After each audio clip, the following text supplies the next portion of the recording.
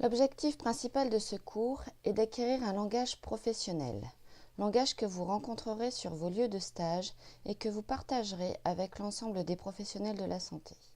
Pour acquérir un vocabulaire médical, il faut savoir repérer les unités de sens et les unités opérantes qui composent un mot et comprendre comment est construit ce mot. Après quelques généralités concernant la terminologie médicale, nous aborderons les différentes unités de sens qui composent un mot, à savoir le radical, les préfixes, les suffixes. Nous verrons également ce que vous devez retenir. Dans un dernier temps, nous verrons quelles sont les conventions utilisées pour construire un terme médical. Peut-être avez-vous déjà entendu les termes suivants: électrocardiogramme, électroencéphalogramme, appendicite. Peut-être n'avez-vous jamais entendu les termes de diplopie, dysgeusie, épididymite. En réalité, les médecins emploient un vocabulaire spécifique qui compte entre 15 000 et 20 000 mots. L'étude de ces termes s'appelle la terminologie médicale. Il convient pour vous d'acquérir ce lexique médical que vous retrouverez dans votre pratique professionnelle. La compréhension des termes et l'utilisation de ceux-ci s'avèrent indispensables. Mais qu'est-ce qu'un mot médical ? Un mot médical est une composition de plusieurs unités de sens différents, unités de sens qui viennent généralement des mots latins ou grecs.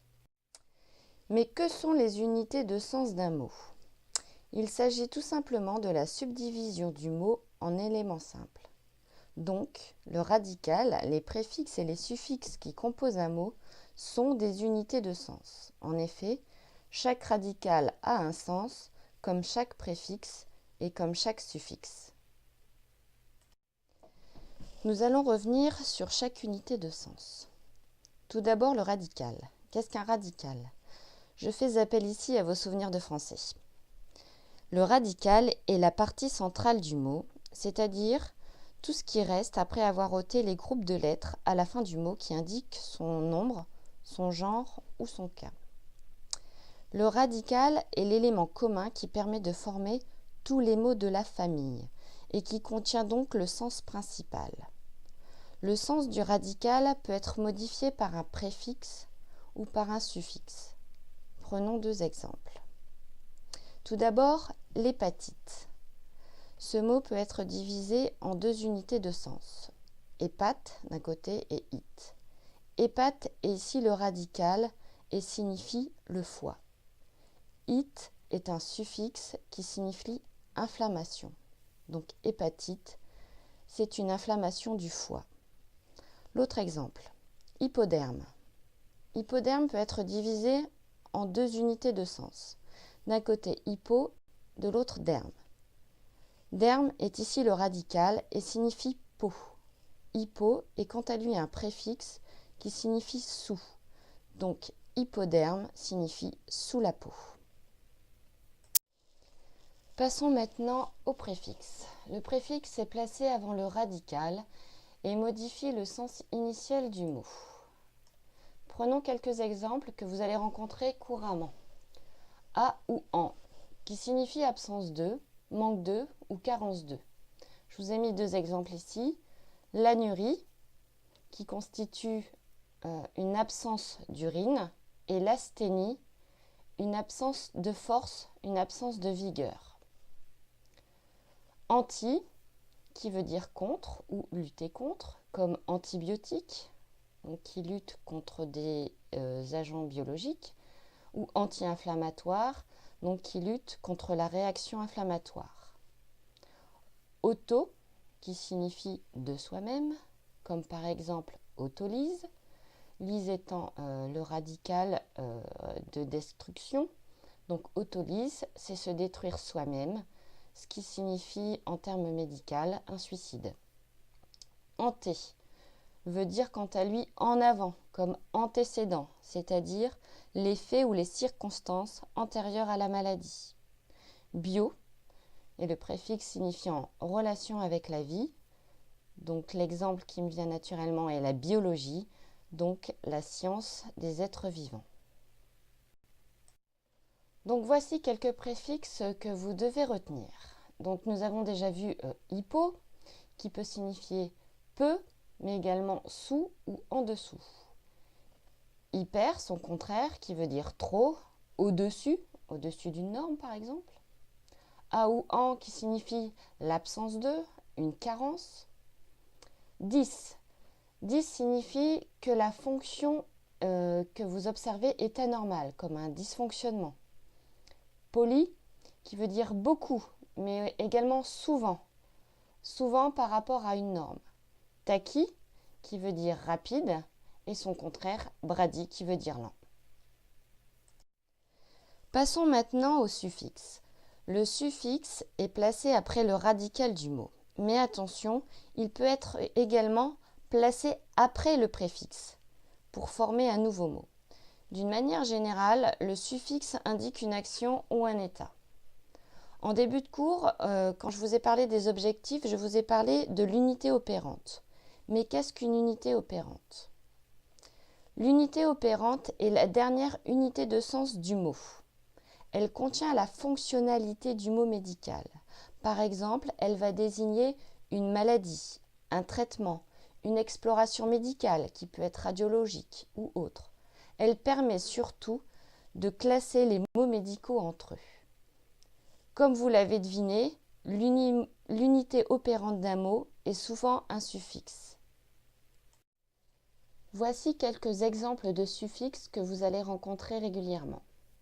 Donc le premier, l'algésie ou l'algie, qui signifie douleur. Je vous ai pris l'exemple de l'analgésie. Dans ce terme, qu'on peut décomposer en deux unités de sens, an, qui signifie carence de, et algésie, donc douleur. Analgésie signifie donc l'absence de douleur. Les termes névralgie et lombalgie sont construits de la même façon. Le suffixe est positionné après le radical, radical qui signifie une localisation. Donc névralgie signifie douleur sur le trajet d'un nerf et lombalgie, douleur de la région lombaire. Le suffixe cide signifie qui tue. Donc une substance bactéricide, comme le nom l'indique, est une substance qui tue les bactéries. Le suffixe cyte signifie cellule. Dans l'exemple leucocyte, leuco donc signifie blanc et cyte cellule. Il s'agit donc de cellules blanches. Par extrapolation, on considère que ce sont les globules blancs. Dans l'exemple hépatocyte, hépato, je vous l'ai dit tout à l'heure, signifie foie, cyte, donc cellule du foie, donc cellule hépatique. Le suffixe ectomie signifie ablation ou amputation. Donc vous connaissez le terme appendicectomie qui signifie l'ablation de l'appendice. Voici maintenant quelques suffixes que vous allez rencontrer régulièrement et qu'il vous faut retenir. Le suffixe it représente l'inflammation, l'infection, donc un stade aigu de la maladie. Le suffixe ose représente un stade chronique de la maladie. Ome est un stade de tumeur. Ectomie qu'on emploie en chirurgie qui veut dire ablation, à ne pas confondre avec ectasie qui veut dire élargissement. Urie qui représente une molécule dans les urines et émis une molécule dans le sang. Graphie représente les examens avec image. Nous voici à la dernière étape de notre cours. Nous allons voir comment on compose un mot médical. Quelques rappels. Les préfixes, les radicaux et les suffixes sont donc les unités de sens du mot. Et la dernière unité de sens du mot est appelée unité opérante. Il est rare de rencontrer des mots composés de plus de 5 unités de sens. Néanmoins, il existe beaucoup de combinaisons possibles accumulant des préfixes. Prenons l'exemple d'hypo, d'hyper, parathyroïdisme. Nous voyons ici qu'il y a 3 préfixes, hypo, hyper, para, un radical, thyroïde, et isme, qui est le suffixe. Les préfixes restent invariables au contact des radicaux auxquels ils se lient, à l'exception de para et de a. Prenons l'exemple paresthésie. Paresthésie peut se décomposer en 2 unités de sens. Para, qui est le préfixe, et esthésie, qui est le radical et qui signifie sensibilité. On ne dit pas paraesthésie, mais on dit paresthésie. De même, dans le terme anesthésie, qui peut être décomposé en deux unités de sens. Le préfixe a et le radical esthésie, on ne dit pas aesthésie, mais anesthésie. Les autres unités de sens se lient par un O dit O de liaison phonique, comme par exemple cardiologie ou otorhinolaryngologie.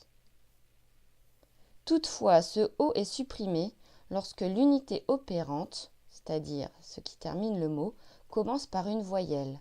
On ne dit pas gastroalgie, mais on dit gastralgie.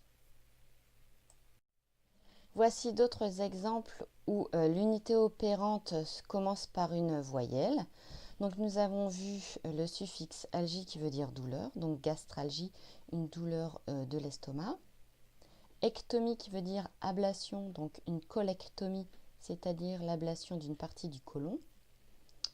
Ectasie, donc atelectasie qui est une rétraction des alvéoles pulmonaires. Hémèse qui veut dire vomissement comme hématémèse, donc vomissement de sang. Hémie comme septicémie, qui est une présence de bactéries dans le sang. Une bronchite, donc qui est une inflammation aiguë des bronches. Et une hématurie, qui est la présence de sang dans les urines. Maintenant que vous en connaissez un peu plus sur la terminologie médicale, à vous de jouer. Amusez-vous à former des mots avec les radicaux et les unités de sens que nous avons vus dans ce cours. Classez ces mots par unité opérante, associez des termes, des préfixes, des suffixes, et nous verrons au prochain TD si ces mots existent vraiment. Je vous fournis également la source documentaire à laquelle vous pouvez vous référer.